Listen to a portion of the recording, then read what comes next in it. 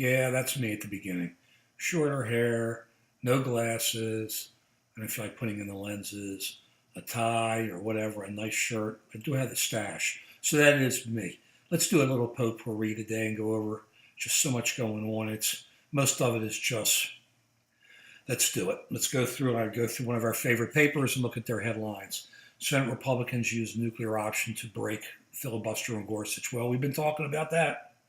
How horrible is this? Understand what's going to happen. We've been saying it.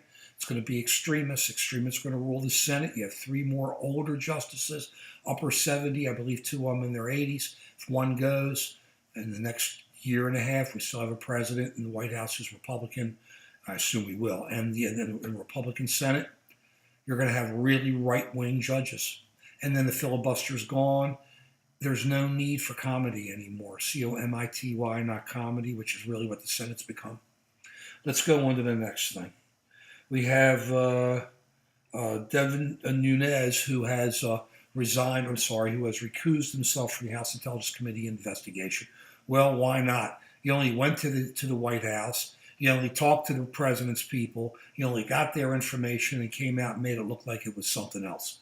And even if it was all above board, it looked absolutely horrible. You don't work for the president. You work for the people who put you in office, and you work for the American people.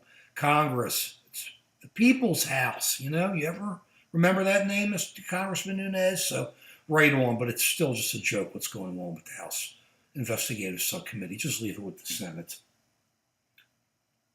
Okay. Don Rickles died.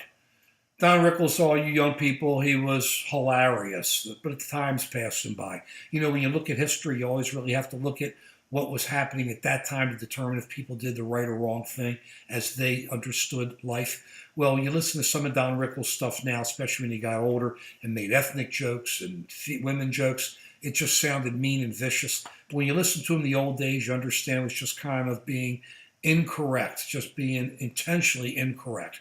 And you listen to him in the 60s at some of the roasts, the man was absolutely hilarious. I mean, you may cringe on some of the stuff, and these days would have been horrible, some of the stuff he did. But for his time, being in people's face, just going for it, making it happen, he was definitely an icon. He wouldn't make it now. He'd be thrown out the door. But for his time, the man was absolutely hilarious. Just had a look. He carried himself on the stage. He was just Don Rickles. We're going to miss him. If you look at his stuff, look back in the 60s and late 50s. Don't go into his later stuff.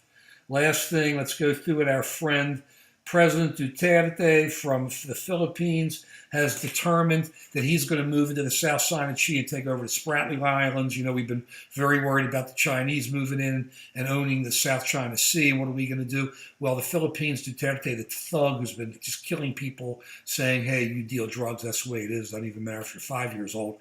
And who has been turning against the United States, has now, for some reason, I suppose it's military pressure, because the Philippines military works so closely with the United States military, that he's now going to get mad at the Chinese after moving towards the Chinese, and is now going to send his troops out to take over the Spratly Islands. And he's talking about hopping a boat and going over there and sticking the Philippine flag in there like it's the moon. This man's too much, and sure doesn't hurt us if he gets the Chinese all worked up. And I think I saw one more other thing in here that was worth talking about. Vladimir Putin, the thug of thugs, his ex-wife, she disappeared years ago. She's now shown up with her Russian young boyfriend with the big dimples. I say, right on. He says, you take care of my wife, I take care of you. They get like a $3 million chateau or big villa. They got another house she owns.